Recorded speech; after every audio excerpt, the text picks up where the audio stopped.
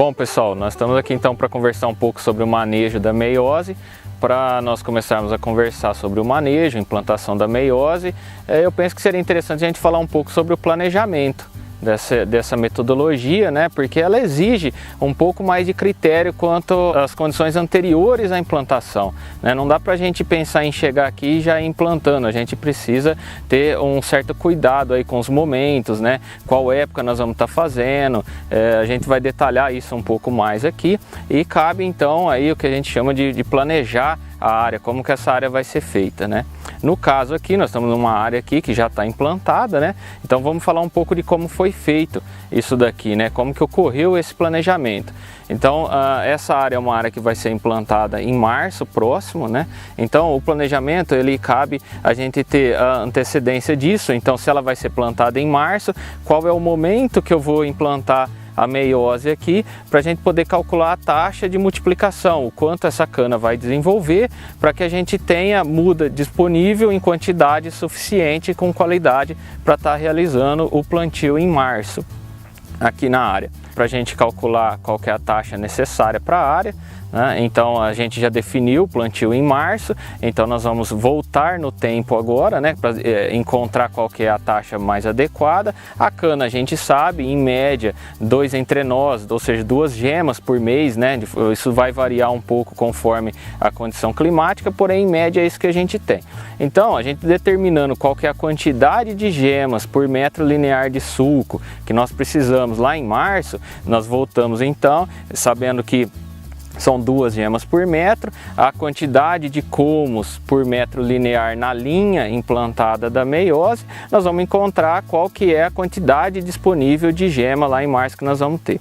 Nesse caso aqui, nessa condição, nessa área implantada em agosto, tá, com MPB, a gente calculou a taxa de 1 para 14 aqui nessa área, né? Isso envolve também o cuidado, a atenção com o tipo de equipamento que vai estar fazendo a implantação da cultura intercalar. Aqui nesse caso com soja, então isso daí, o dimensionamento desse equipamento, qual que é o tamanho dessa plantadora, dessas linhas, da colhedora de soja, nesse caso aqui específico que a gente está trabalhando, quanto que ela encaixa dentro, porque talvez pode ficar um pouco mais de área, de sobra de área próximo à linha, na lateral da linha da cana, ou até nem cabendo ali, né, dentro da área, o que evita isso, a gente vai precisar entrar com uma passada a menos da plantadora. Isso daí proporciona uma perda maior de área. Então, para que isso fique bem ajustado, bem certinho, bonito, caprichado, a gente precisa do planejamento para estar entendendo isso antes da implantação.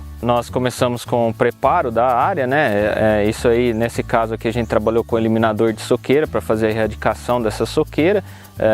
Existem 3 métodos principais hoje em utilização, né, que é o eliminador mecânico, a erradicação química ou a grade aradora. Nesse caso especificamente nós utilizamos o eliminador mecânico de soqueira, né? Após essa eliminação a gente já veio com a calagem, depois a gessagem para corrigir o terreno, né, disponibilidade aí de nutrientes, correção do solo.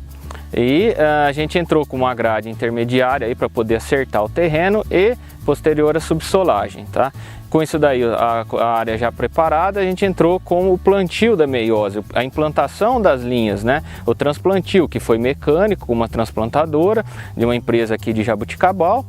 Isso foi transplantado, essas linhas, muita atenção com a irrigação que foi tomada por conta do período seco, né? Afinal, a gente está implantando aí em agosto, setembro, que para essa região aqui naturalmente ocorrem as secas aí, né? Depois disso, foi feita uma aplicação de herbicida incorporado aqui na área para acertar essa área e deixar ela pronta, já está preparada para a implantação da soja, né? Só aguardando a chuva, a ocorrência da chuva para poder entrar plantando, terreno totalmente preparado, né? Depois conduzir essa lavoura até março, quando é o momento previsto aí para a colheita da soja e desdobramento dessa meiose para o plantio na área como um todo.